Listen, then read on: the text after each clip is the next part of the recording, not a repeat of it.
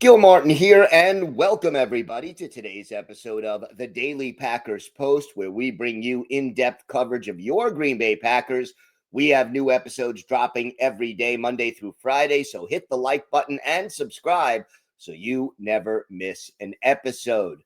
Yesterday, we discussed 5 key questions for the Packers defense entering 2025. Today, we switch sides of the field and focus on the offense. Last year, the offense was much better at running the football than they were the previous season, but the passing game more or less stagnated or even took a half a step back. Jordan Love injured for much of the season. That hampered his ability to make progress. And none of the Packers receivers really took a step forward as the team was hoping. So the passing game was a little more inconsistent than the Packers had anticipated. So, looking at these questions from 5 to 1, coming in at number 5, who will be the backup running back? We know Josh Jacobs is the number one back. Again, all of these things, assuming everybody stays healthy. But who's RB2 this year? Obviously, the incumbent is Emmanuel Wilson. He had a very good season. Chris Brooks was the third runner. He's the best pass protector among the backs at the top of the roster. But the wild card is Marshawn Lloyd, a third-round pick of a year ago. Only played in one game, really lost almost all of his rookie year to injury. Does Lloyd beat out Wilson? Does that leave Wilson as the odd man out? Brooks is the odd man out? Or do they go and actually keep 4 running backs? It's going to be an interesting battle in training camp to see how they distribute the carries and the roster spots. Coming in at number 4, will the Packers be able to sign Elgton Jenkins and Zach Tom to new contracts? Now, both of these players are in very different situations. Elgton Jenkins is under contract, but he attended OTAs, but did not participate in any of the actual practices because he wants his contract restructured. Now, the Packers are moving him from left guard to center, but even though he's willing to make the change, Jenkins wants some assurances about his contract and his future with the team. Will Brian Gutekunst be able to work out things with Jenkins? Because right now, while there are other players on the roster who are capable of playing center, precious few of them have NFL experience at center. And then with Tom, he is the team's highest graded offensive lineman, according to Pro Football Focus, in each of the last 2 seasons. He's entering his contract year, and he's now eligible for an extension. Will the Packers sign him to one before the season gets underway? This is the last year of his entry-level deal.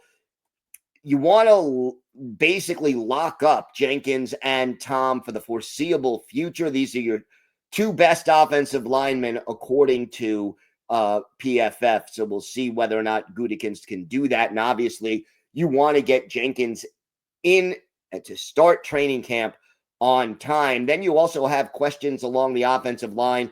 Who's the left tackle? Rasheed Walker, the incumbent, 2024 first-round pick Jordan Morgan, likely to battle there. And then at right guard, Sean Ryan and maybe Morgan as well. We'll see how all of these battles play out. Coming in at number 3, what impact will number 1 pick Matthew Golden have this season?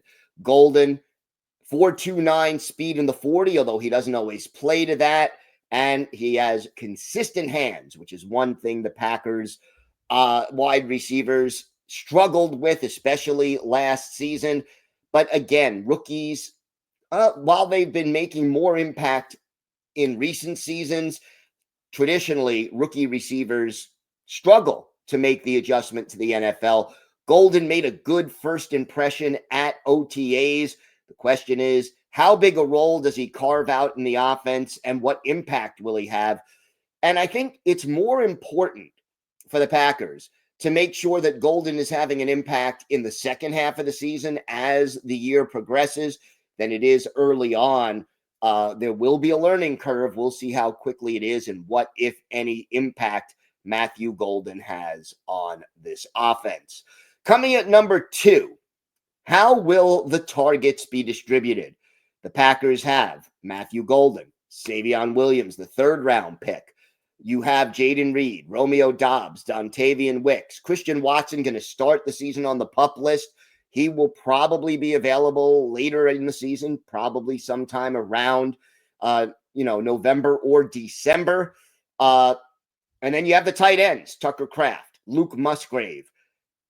Are there enough footballs and passes to keep all of these guys happy? Who is going to be wide receiver 1? Who's going to start?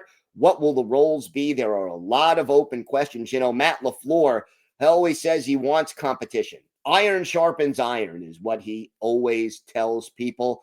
Now the question is going to be who emerges from this group, and that didn't even include Mecole Hardman, Bo Melton, and Malik Heath, and some of the other young players who are in camp. It is going to be an interesting training camp and preseason for the wide receiver room. And don't rule out the possibility that one of these players gets traded if the Packers are comfortable with the progress that the rookies are making. And then number 1, and I think this is fairly obvious, does quarterback Jordan Love take a step forward? We mentioned at the top of this show that injuries held him back. He suffered a knee injury in the season opener in Brazil against the Eagles, missed a couple of games, then suffered another injury, and then in the season finale, yet another. Played through it, only missed 2.5 games, let's say, over the course of the season, but was never 100%. And, his statistics, his passer rating was slightly higher in 2024 than it was in 2023, but he never matched that elite level of play that he had in the final 8 games of that 2023 season. So if Love is healthy, can he take that step forward? He was about the 11th or 12th best quarterback in the league a year ago.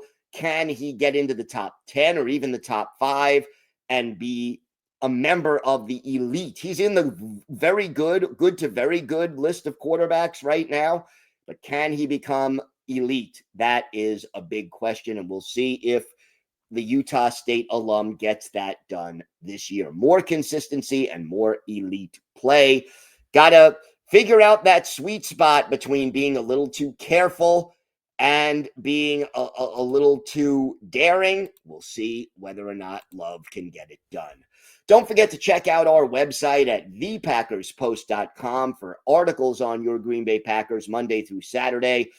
Hit the like button and subscribe so you never miss an episode. I'm Gil Martin. Thank you so much for watching today. Have a great day, everyone. And of course, go Pack Go.